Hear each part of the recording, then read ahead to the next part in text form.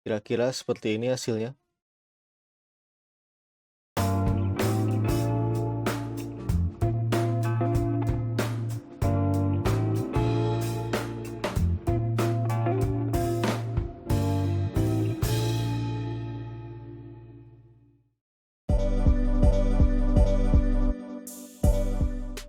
Hai semuanya, kali ini kita akan membahas bagaimana cara menambahkan pintu dan jendela pada Revit. Pertama-tama kita akan membuat terlebih dahulu dindingnya. Kita pilih tab Architecture, lalu klik toolbar Wall. Di sini kita bisa pilih tipenya. Kita memilih interior block work. Misalnya kita buat 600 cm. Oke. Selanjutnya untuk menambahkan pintu kita bisa menuju tab Architecture. Pada panel Build kita pilih Door. Kita pilih yang ini ya tipenya.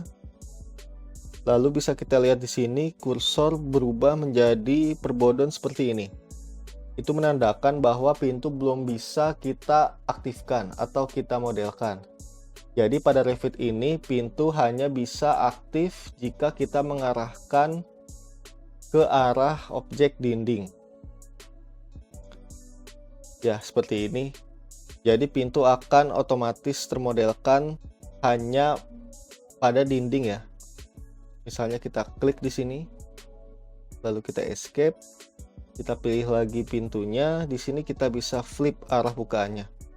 Bisa kita flip ke arah dalam atau luar seperti ini, atau ke arah kanan dan kiri. Kita juga bisa menggunakan space pada keyboard untuk mengganti arah bukaan.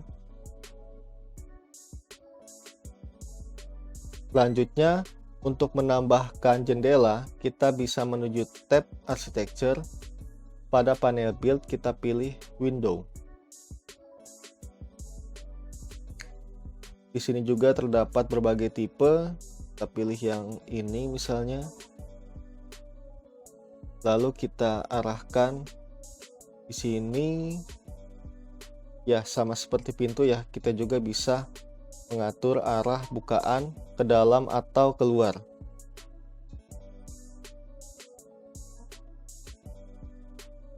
Dan karena ini kita pilih tipe yang sliding atau yang geser, kita juga bisa memilih arah slidingnya. Ya, kira-kira seperti itu. Selanjutnya kita bisa lihat ke 3D. Beginilah tampilannya di 3D. Oke, jika kita lihat ke sini, ini berwarna putih ya. Kita juga bisa ganti material dari berbagai komponen di families window atau pintu ini. Kita pilih jendelanya, lalu kita pilih edit type. Di sini ada berbagai macam materialnya. Karena kita ingin mengganti yang warna putih tadi, which is itu adalah eksterior, kita bisa ganti menjadi wood stain. Kita tinggal pilih titik 3 ini, lalu kita search wood stain.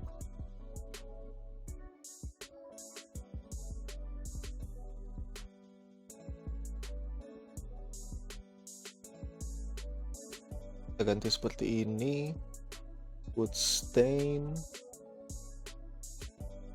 Oke, kita apply.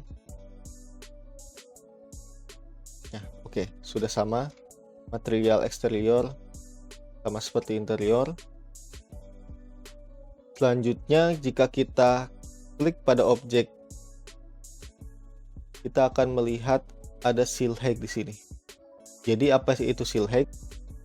Jadi seal height ini adalah jarak antara level yang kita pilih tadi sampai dia ke batas bawah daun pintu atau daun jendela. Nah, di sini terdapat 90, berarti jarak dari dasar sini sampai bawah dasar daun jendela ini, dia adalah 90 cm. Sampai sini ya, jarak sampai bukaan jendela dia ini. Untuk lebih jelasnya kita bisa lihat elevation shot. Oke. Jika kita ubah di sini menjadi 10 cm misalnya, apply. Jika kita ukur jarak dari level 1 sampai bukaan daun pintu ini adalah 10 cm.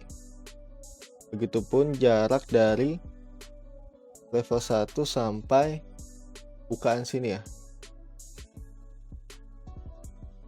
Ya, bukaan sini dia 90. Jadi kalau kita ganti seal height-nya, otomatis dia akan berubah. Misalnya kita ganti jadi 70, otomatis dia akan turun jaraknya antara level 1 sampai batas bukaan jendela di sini. Jika kita ganti seal height-nya lagi menjadi 90, otomatis dia akan kembali ke arah atas. Begitupun pintu, dia akan kembali ke posisi 0. Ya, kira-kira seperti ini hasilnya. Oke, mungkin cukup sekian video dari saya. Semoga video ini bisa bermanfaat bagi Anda yang menekuni bidang konstruksi, khususnya berminat menggunakan software Revit. Sekian, terima kasih.